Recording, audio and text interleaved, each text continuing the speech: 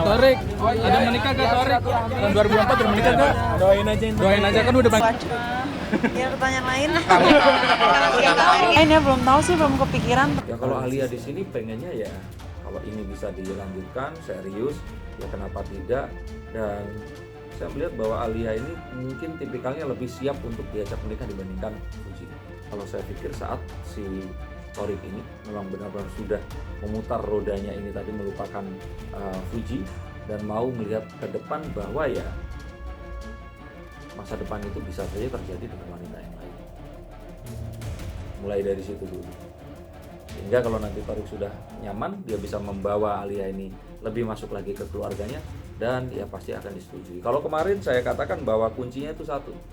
Kalau pacarnya itu mulai berhijab, kayaknya akan menikah.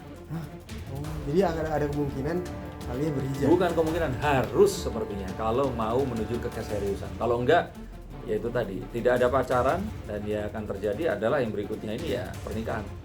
Dan dengan kejadian kemarin bersama Fuji, saya pikir orang tuanya pasti sudah mengultimatum. Mungkin bunda atau mama nggak mau kayak dulu lagi.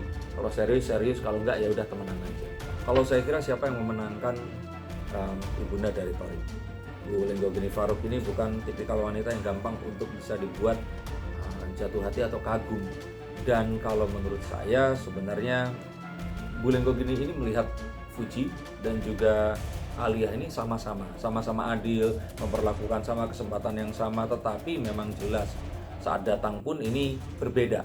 Ya, saya kemarin katakan bibit bobotnya berbeda. Bukan artinya Fuji tidak memiliki itu, tapi berbeda. Dan saat terus kemudian ini bersama, mungkin saja ditunjukkan dengan keseriusan ya orang tua dari Alia yang langsung berjumpa dan mungkin juga mengizinkan untuk memiliki hubungan serius yang biasanya ya paling lama 2 tahun ini pasti menuju ke pernikahan, makanya mungkin anaknya ini diperbolehkan. Saya lihat kuncinya lebih ke situ. Jadi bukannya terus pilih-pilih lebih suka atau lebih nggak suka tipenya yang mana, tidak ke situ, tapi lebih ke beliau mempercayai bahwa hubungan yang baik itu dimulai dengan niat yang baik. Dan berpacaran itu kan sesuatu yang kalau menurut saya tidak ada kejelasan, kecuali memang niat datang, orang tuanya jelas, dan kalaupun kemana-mana ya seizin kedua orang tua mereka.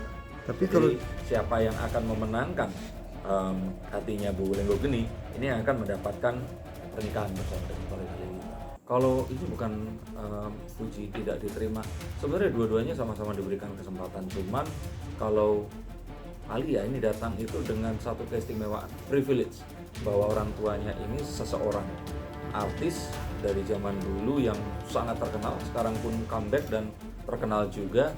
Dan saya yakin juga mungkin orang tua dari Torik Halilintar ini mungkin juga di zaman itu mengidolakan ya, mungkin saja. Jadi kalau saya kira ini datang dari dua artis yang menikah. Almarhum Haji Mas Said juga seorang artis yang terus kemudian berkiprah di dunia politik dan kepemerintahan. Jadi kalau menurut saya sih ada perbedaan dari Pak Haji Faisal dan istrinya yang ya ini rakyat biasa seperti saya, seperti orang-orang yang lainnya.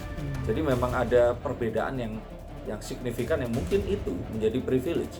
Terus kemudian diperkuat dengan bisa saja Alia di sini lebih mendapatkan restu untuk ya mungkin bisa cepat menikah dibandingkan Fuji.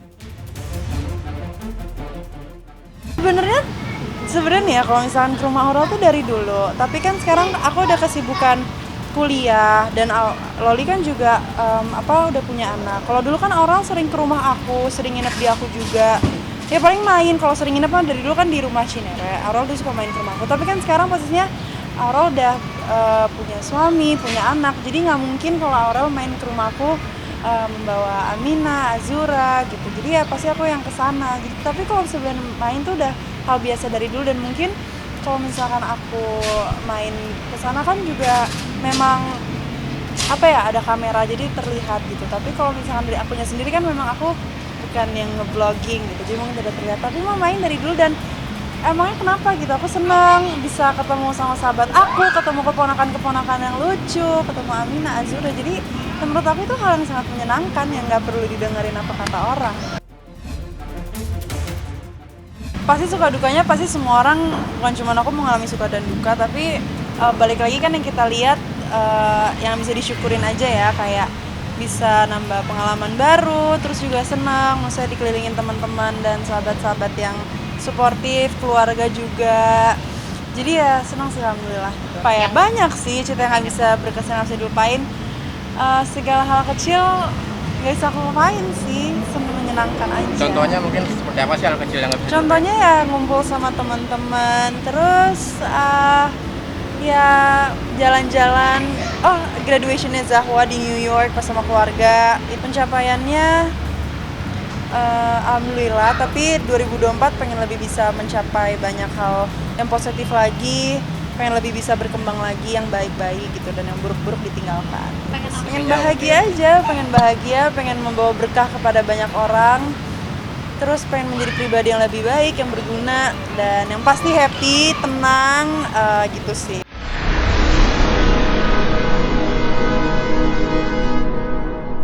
Jadi jangan lupa untuk subscribe Cumi Cumi. Ditekan ya tombol lonceng merahnya.